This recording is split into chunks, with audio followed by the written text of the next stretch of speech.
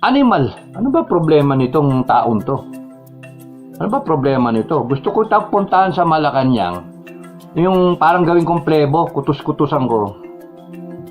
Animal. What now? Yung ganun ba? Sana mag-ganes? You react. Yung anong klase ka? Presidente ka? Tapos ganyan ka? You run the country properly. Kung ikaw party goer ka, kung ikaw paburgis-burgis ka, kung ikaw you were bred na as a burgis or as a walang responsibilidad, lahat binigay sa iyo, nasarapan ka sa buhay mo, para kang hari-harian, ay that will explain a lot kaya ka ganyan. So ang may depekto, karakter.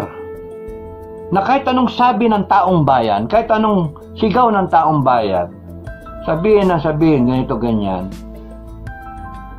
Nasaan ang Pangulo? Eh wala kang konsensya eh. Hindi ka makukonsensya. Nasaan ang Pangulo? Naghihirap kami. Mataas ang bilihin. Mga OFW kami. Hirap na kami. Nagre-remit pa kami. Yung taxes namin. Ginong BBM ginagastos sa mga puta yung mga hinayupak na mga tao, Senate tsaka Congress na walang sa Senate resolution na yan. Yung concurrent resolution na yan. Tapos yung budget, pinirma mo pa. Tapos may PCSO na tumataya pa 20-20 yung mga kamag-anakan namin sa mga pinapadala namin pera para lang nagbabasakali, baka sakaling manalo. Pero tinarantado pa. No. Senate investigation going on. We will find out soon enough what really happened. And here you are. Umattend ka ng concert. Yung helicopter issue is nothing to me kung tutusin. Ganun lang yun eh. Ang mas malaki issue, karakter mo, BBM. Because lumalabas, you simply do not care. Ang sakit nun. You do not care. Tapos, kaming mga tao nag-expect good governance. Anong mga mangyayari sa aming good governance? You do not care. Isang taon mong may tinawakan yung Department of Agriculture. Ano nangyari? Nagkaroon may smuggling. May nahuli ba? Meron, pero nakasuhan ba? Pero may smuggling pa rin. Yung 20 pesos sa bigas. Yung mahal na bilihin. Saan ka nakakita? Nagtatapon ngayon ng mga repolyo. Ano ba yun? Kawalang ng pag-asa. Yung nangyayari sa WPS na sinasabi ko kanina, you do not care. Something's wrong with your character, BBM. And let me be the one to tell you something's wrong with you as a person. Character, mali. Question na nga yung leadership pero it goes beyond leadership. It goes to character. And it shows. Happy ka, mas gusto mo umattend ka ng concert kaysa sa puntami mga nadelubyo, yung mga namatayan, damdamayan mo, nakikita, nag-enjoy ka, baliwala sa'yo, gastusin yung pera ng gobyerno, sakay ka helicopter and all that, pati PSG mo mamalasin dahil sa kakaprotekta sa'yo. Hinahayaan mo yung yung People's Initiative na yan, nagawa-gawa ng pinsan mo. Hinayaan mo lang. Pinapatakbo yung bansa na ewan ko ba kung ano nangyayari. Tapos hinayaan mo yung korupsyon. You do not care. Happy ka lang. At naintindihan na kita ngayon. Kasalanan mo ba? Hindi. Ang kasalanan mo, tumakbo ka ng presidente. Pinaasa mo ang taong bayan. Right now, ang masasabi ko, you do not have the right to be a president of the republic. Sinayang mo yung boto ng mga tao, sinayang mo yung tiwala ng tao, nilagay mo yung bansa natin sa alanganin, at continuously nilalagay mo sa alanganin. Wala kang foresight para sa bansa natin, wala kang pakialam para sa bansa natin, sa taong bayan. Kunwari ka lang na meron pakialam. Kunwari photo ops, mga ganyan. Kunwari yung mga Pasig River Esplanade na yan. Kunwari yung mga ganon, rhetorics mo, babasahin mo kaliwa, kanan. Kaliwa, kanan, English ka. Your audience being 8 billion people. Pero yung 100 million na taong bayan mo mismo, yung Filipino people, Hindi mo audience. Kasi mas gusto mong Englishin eh. Ayaw mong Tagalogin para maintindihan ka sincerely ng mga taong bayan. You do not care. Kaya laki ng problema mo. If there is a misuse or use of illegal substances, this can be dealt with as a health issue. The president should not dismiss this as merely something that he will not dignify. Because as a health issue, the public has a right to know. The Constitution says, in case of serious illness of the president, the public shall be informed of the state of his health. The members of the cabinet in charge of national security and foreign relations and the chief of staff of the armed forces of the Philippines shall not be denied access to the president during such an illness. Now, if analogous, because, remember nung drug war, panahon ni Duterte, nagpipilit ang ibang mga tao, stop treating it as merely a crime, but also consider it as a health issue. Now, the law already does consider that as a health issue. Drug use, when first caught, the accused can apply for probation and be admitted to rehabilitation and the record expunged.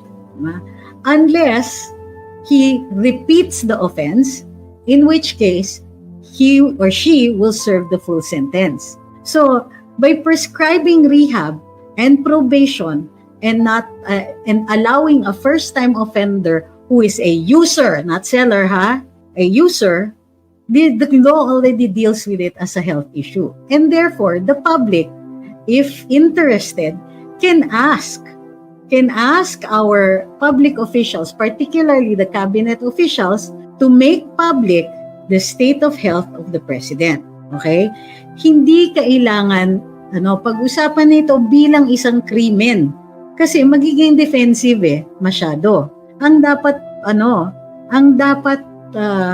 pag-address natin yan, particularly if we want to know, kasi gumugulo Yeah? Nagkakaroon ng wild rumors and not so wild rumors. Nagkakaroon ng suspicions of retaliation because of what the former president said. And so we can go to the heart of the issue and say, okay, Mr. President, we honestly believe that this is a health issue. Could you please inform us of the state of your health? Hindi kailangan ng bastusan. Hindi kailangan ng we don't need to get nasty about it. Thank you, kay Pinke. But we can ask, what is the truth here? Does the president have a health issue, a health consideration? He should disclose it. After all, if it is treated as an illness, then it can be dealt with as something like that. Unfortunately, and the president is immune. The president is immune from suit while he is the president. Has everybody forgotten that?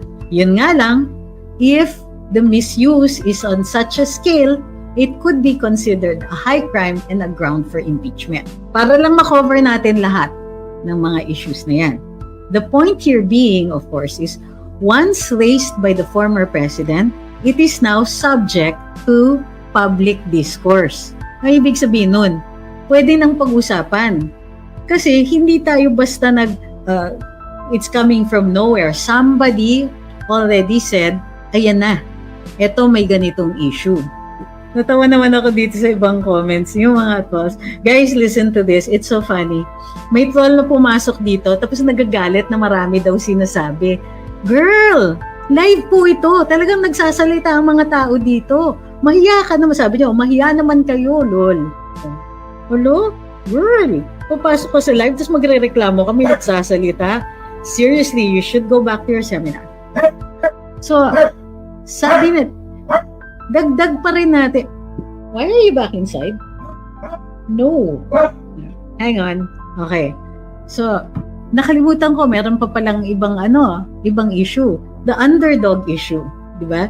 Sabi ng isang opisyalis na ang underdog daw, yung tinitira, which is the government. Kailan kaagad, bakit Kailan naging underdog ang gobyerno? When the government holds so many powers. The president, who can be the subject of criticism, and the Constitution guarantees that, kapag kinikriticize ang Pangulo, he actually has at his disposal so many powers. We're not just talking about powers under the law and the Constitution, na siya yung head ng military, siya yung head ng civil service. He also has political power. He can persuade, let's say, Congress, the House of Representatives, and the Senate to enact laws, supposedly for the public interest, but that could protect him further. Diba? Bukod pa dyan, meron pang inciting to sedition. Kasama sa inciting to sedition, yung tinatawag na scurrilous libels. What is a scurrilous libel?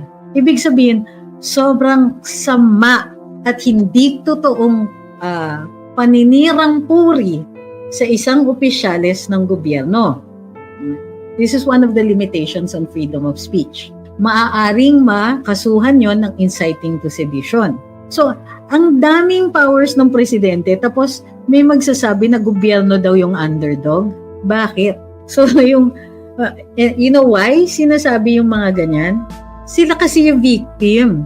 At pag sila yung victim, you can call out state forces to protect the underdog, to protect the victim. Di ba? Ano yung sinasabi ni Batman parati? To protect the powerless. Ganon. Ay talaga, hero pa kayo. Sabi ni Alfredo, mag-isip mabuti, wag magpapaniwala sa nag-iiyakan dahil di nila pagtatagumpay. Nag-iiyakan kasi underdog sila.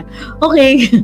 Sabi ni Kevin, pag natuloy ang arrest ni PRD, yan na ang simula ng Federal State of Mindanao. Which brings me to the next point. Alam nyo ba na yung mga taong pumipick up dyan sa hiwalayan na issue na yan ay nagpapalala ng sitwasyon which now leaves the former president vulnerable to a case for inciting to sedition? Kasi kahit wala siyang paghihikayat ng hiwalayan, dahil sinasabi ninyo yung ganyan, siya ang pwedeng makasuhan. Kasi sasabihin nila, because of what you said, ayan, naghihikayat na yung mga tao. Nagsasabi na ng hiwalayan. Do you understand your role in this? Okay, naiintindihan ninyo kung paano nyo na kayang pahamak ang dati nating Pangulo? Ingat-ingat sa salita. Sabi ni Ma'am Doreen, I have the gift of foreseeing the future. Uy, ano ba tawag doon? Clairvoyance ba? No. Yun nga,